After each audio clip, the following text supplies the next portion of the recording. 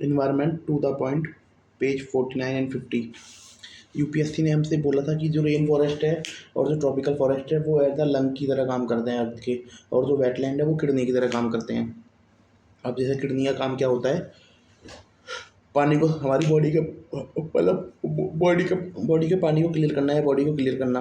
तो इसमें vital role जैसे बहुत सारे दे रखे थे, सेडिमेंटेशन का है, वाटर साइकिल है, wet involve water surface run off, सब सॉइल इवेपोरेशन, ये सब चीज़ें। लेकिन जो सबसे सटीक ये बैठ रहा है कि aquatic plant absorb heavy metal and excess nutrient.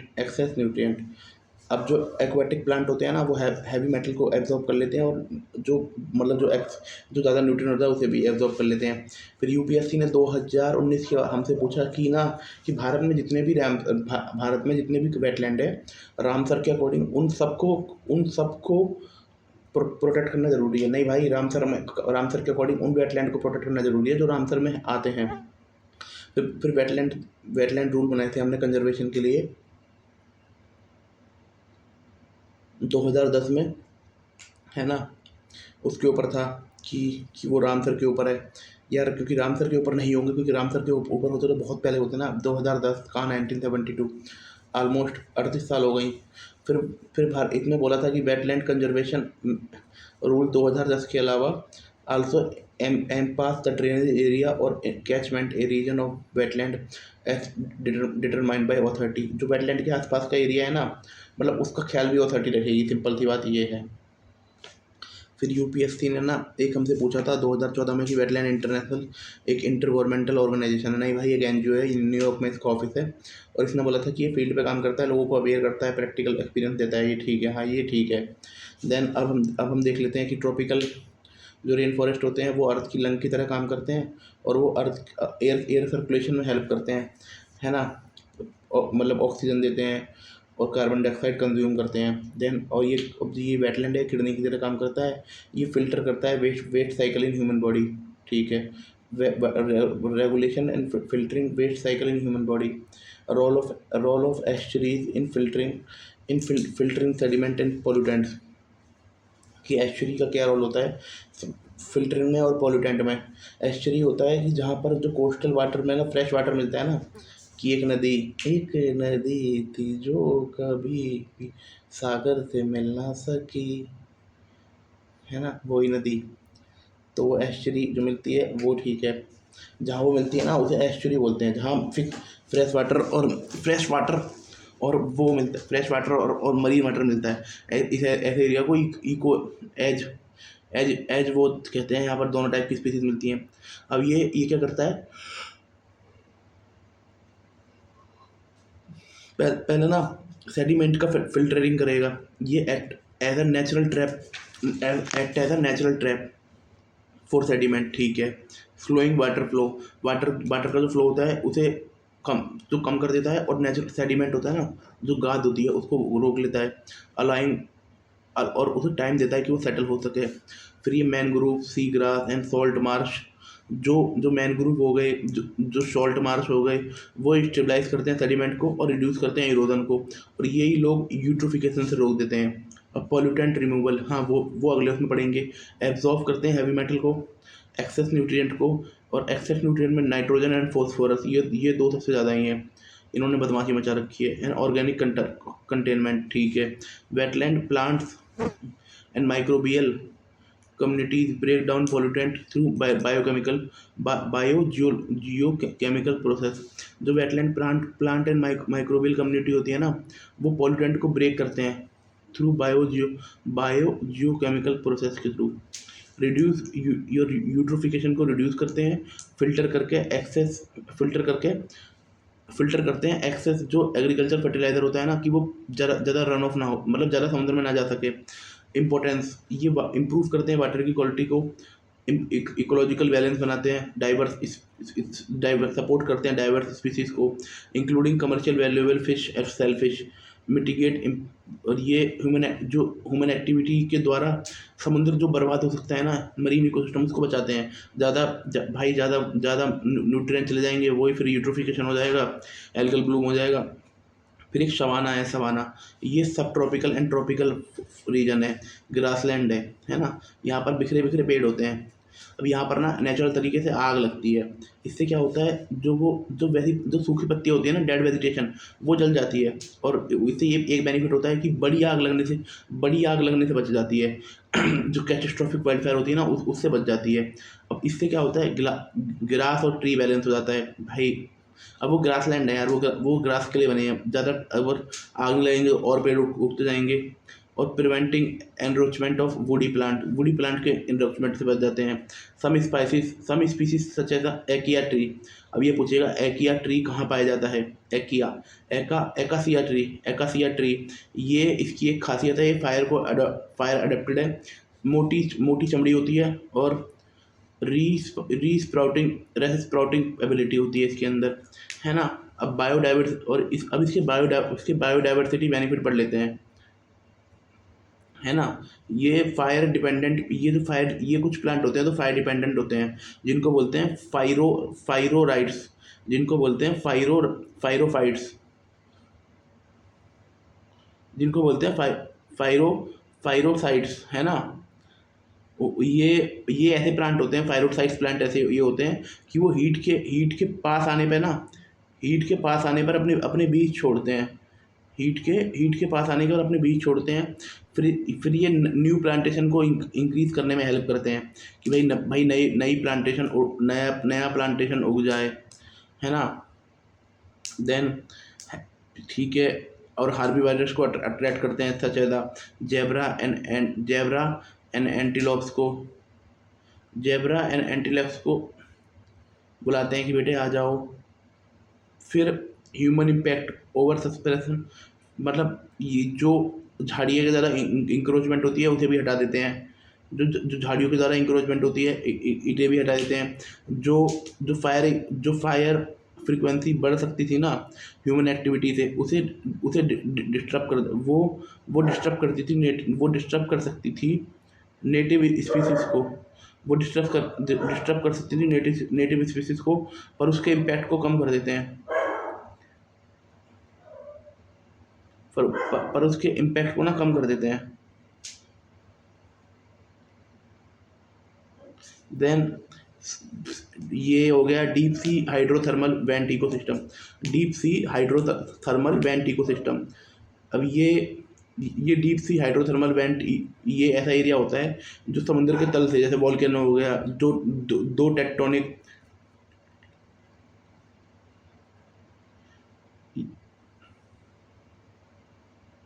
अब जो ये रेस्प्रोटिंग एबिलिटी पढ़ी थी ना हमने, ये रेस्प्रोटिंग एबिलिटी वो होती है कि जैसे प्लांट कट गया, उनमें एक एबिलिटी हो जाती है कि वो जैसे रीस्टार्ट, कि भाई आप दोबारा खड़े हो जाते हैं, साले दम है तो रोक के दिखा।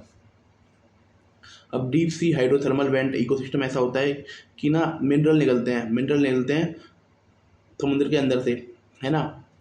कि जैसे कि वॉल्केनो हो गई, क्रैक आ गया, फिशरीज होती हैं, दरारें, उनमें से निकलते हैं ocean floor, where geothermal heat होती है इन मिनरल आर रिलीज्ड। और ये इससे क्या होता है, chemosynthetic as a primary energy source. जो कीमोसिंथेसिस होता है ना, उसमें क्या होता है, प्लांट ना सल्फर और नाइट्रोजन के थ्रू एनर्जी प्रोड्यूस करते हैं और वो सनलाइट पे डिपेंड नहीं होते। ये जो हाइड्रोथर्मल वेंट होते हैं ये सपोर्ट करते हैं, ये हाइड्रोथर्मल उसको वेंट को सपोर्ट करते हैं। बैक्टीरिया क्या करते हैं, सल्फर ऑक्साइड करते हैं हाइड्रोजन का और सल्फाइड का, और ऑर्गेनिक मैटर को प्रोड्यूस करते हैं, ठीक है। यहाँ पर क्या होता है, ऑक्साइड हाइड्रोजन सल्फाइड सब कुछ होता है, उसके ज़रिए ऑर्गेनिक मैटर बनता है, ऑक्साइड हाइड्रोजन सल्फाइड के थ्रू, है ना। फिर एक यहाँ पर ये क्या की ट्रॉफिक लेवल है, प्राइमरी प्रोड्यूसर होते हैं, वो कीमोसिंथेसिस करते हैं माइक्रो फॉर्मिंग माइक्रोबियल मैट के द्वारा। प्राइमरी कंज्यूमर वेंट होते हैं, श्रिम्प होते हैं, क्रैब होते हैं, ट्यूब वॉर्म होते हैं। ये इनका डिपेंड होता है सिम्बायोटिक बैक्टीरिया के ऊपर। वो सेकेंडरी कंज्यूमर प्रीडेटरी फिश होती हैं, ऑक्टोपस होती हैं, और वो फीडिंग करती हैं स्मॉल ऑर्गेनिज्म पर। यूनिक अडेप्टेशन है जाइंट ट्यूब वर्म, है ना। Giant tube worms host symbiotic bacteria for chemosynthesis. जो जाइंट ट्यूब वॉर्म है वो बैक्टीरिया को बोलता है कि भाई मेरे ऊपर आप वो कर लो, कीमोसिंथेसिस कर लो। Giant tube worm host symbiotic bacteria for chemosynthesis, इससे कुछ निकलता होगा। Yeti crab cultivate bacterial mat on claw for food. अब जो ये येती वो होते हैं क्रैब, ये वही करते हैं, ठीक है। ये येती क्रैब बैक्टीरिया को अपने पास कर लेते हैं, वो सिम्बायोटिक रिलेशनशिप बना देते हैं अपने पंजों में, है ना। फिर उससे क्या होता है, वो जो हाइड्रोजन वेंट के थ्रू सल्फर और हाइड्रोजन मीथेन और सल्फर आ रही है उसके थ्रू खाना बना लेता है। Support highly specialised and endemic species role in global particularly carbon and sulfur cycling potential for biotechnical application including enzyme research। kelp forest as a marine kelp forest वो होते हैं जो समुद्र में बहुत नीचे होते हैं, just like large brown algae. ये न्यूट्रिएंट रिच होते हैं और कोल्ड वाटर में होते हैं, है ना। ये kelp is carbon sequestration role, ये capture and store large amount of carbon dioxide through photosynthesis. kelp forest, अब ये पूछ लेगा kelp फॉरेस्ट की क्या कीमोसिंथेसिस करते हैं? नहीं भाई, फोटोसिंथेसिस करते हैं। They when kelp detach and skin to sink to deep sea sediment, जब kelp डिटैच होते हैं और सिंक जाते हैं डीप सी सेडिमेंट में, तो कार्बन लंबे समय तक वहाँ हो जाता है। प्राइमरी नर्सरी फंक्शन, मतलब बहुत सारी छोटी फिशों के लिए शेल्टर देते हैं और फीडिंग ग्राउंड प्रोवाइड कराते हैं, जुनाइल फिश के लिए, इनवर्टिब्रेट्स के लिए, मरीन मैमल के लिए। Support commercial valuable species like rock fish and lobster, sea otter, ठीक है। Ecosystem service, reduce coastal erosion by absorbing wave energy, reduce coastal erosion by absorbing wave energy, improve water quality by taking up excess nutrient, ठीक है। ये reduce कर देते हैं coastal erosion से by wave energy.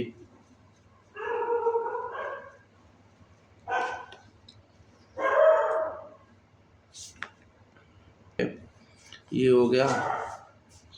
और ये एक्सेस न्यूट्रिएंट को ले लेते हैं।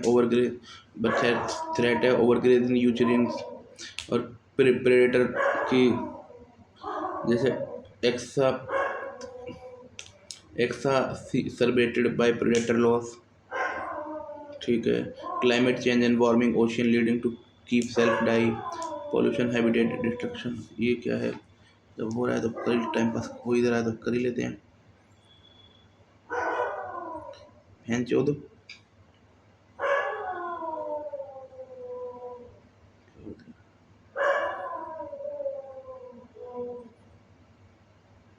सब जो यूजरिन होता है, समुद्र में कांटे पाए जाने वाले कांटेदार जीव हैं, है ना।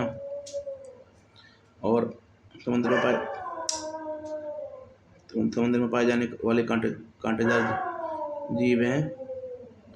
और ये इसका मतलब क्या है, एक्सर्बेटेड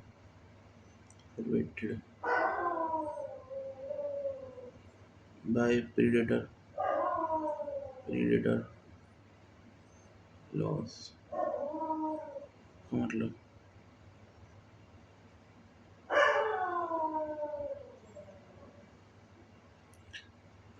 शिकारी प्राणियों खत्म होने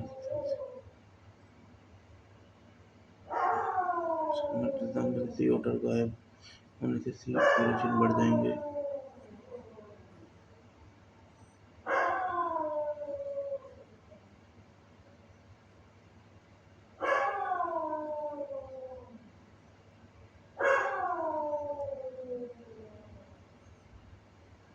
ठीक है। Climate change, pollution, habitat destruction, ठीक है। Photo remediation in wetland for heavy metal absorption, photo remediation process by aquatic plant,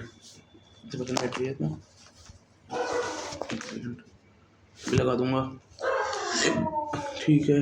phyto extraction plant absorb metal into their tissue, water हाइंज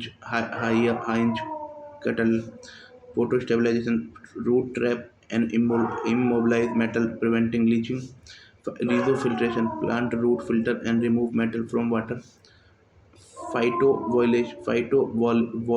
volatilization. Some plants convert metal into volatile form and release them into atmosphere. Effective.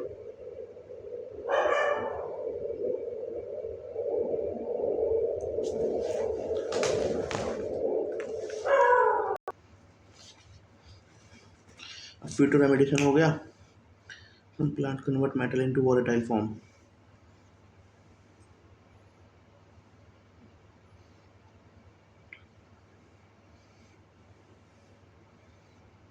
Volatile form मतलब क्या होता है?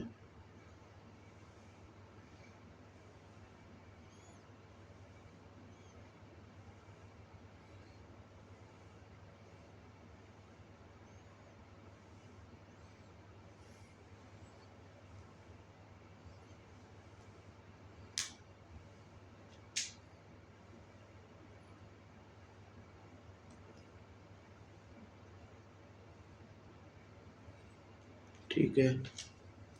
Feto वॉलेटाइलेशन, टाइफा.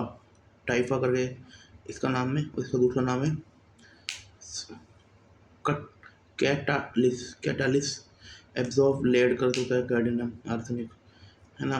सिक्रिस्ट pragmatis, reed grass sequester high level, high metal in roots. Ich hornia, water high है ना. Hyper accumulates mercury and chromium. Environmental benefit ठीक है, तो पता है. Methane emission from wetland are the major natural source of methane, a potential greenhouse. Methane production process. Anaerobic decomposition of organic matter by methane methanoic. Anaerobic decomposition of organic matter by methanogenic archaea का मतलब क्या है? Oxygen deprived. जब organic matter जैसे plant animal oxygen के बिना break down होता है, यानी ऑक्सीजन के एब्सेंस में, तो ये प्रोसेस मेथेनोजेनिक आर्किया एक प्रकार का ऑर्गेनिज्म होते हैं जो ऑक्सीजन के बिना मीथेन गैस प्रोड्यूस कर देते हैं. ठीक है. ठीक है ना. टेम्परेचर, हाई टेम्परेचर होता है. Factor in high temperature accelerate microbial activity. Water depth, shallower water wetland release more methane. चलो.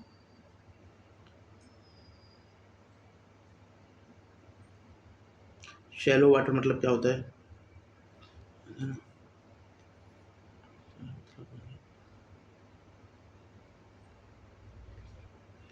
ठीक है. शैलो वाटर अच्छा होता है. वेजिटेशन टाइप, मौसम, plant, rice paddies, enhance methane transport, methane level high organic promote.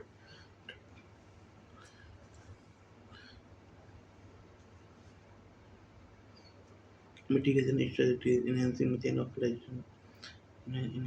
oxidation by promoting methane trophic bacteria. Drainage.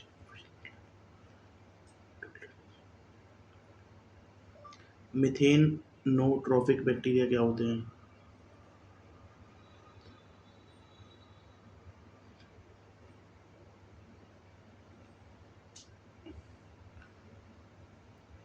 Traffic bacteria. Trophic bacteria. Trophic बहन के लौड़े. Trophic bacteria. मिथेनोट्रॉफिक बैक्टीरिया वो bacteria होते हैं जो मीथेन गैस को खाकर ऊर्जा प्राप्त करते हैं. ये बैक्टीरिया कार्बन डाइऑक्साइड मीथेन को कार्बन डाइऑक्साइड में बदल देते हैं, है ना. Control drainage in artificial wetland. ठीक है. Restoring peatland which are restore. Wetland को पीटलैंड में कैसे बदल देंगे? ठीक है. Biochemical cycle of wetland.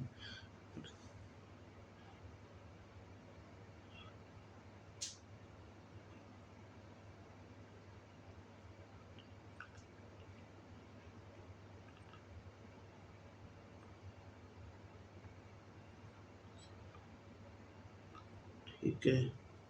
कार्बनिक साइकिल ये होगा, ठीक। कार्बनिक cycle wetland, nitrogen nitrification, ammonia nitrate and nitrate by bacteria. Denitrification, nitrate is reduced by reduced nitrogen gas, releasing reduced nitrogen gas and releasing into, ठीक है। Phosphorus, wetland trapped phosphorus element in plant tissue, released through decomposition with large routine in the system. Sulfur sulfate, bacteria sulfate into hydrogen sulfide affecting redox conditioning. Redox conditioning क्या होती है? एक reaction होता है modify करने के लिए। Conditioning का मतलब है एनवायरनमेंट में, ठीक है। Sulphur role as a nutrient natural filter, ठीक है। Thank you. Biochemical flux, biogeochemical flux क्या होता है? मतलब होता है,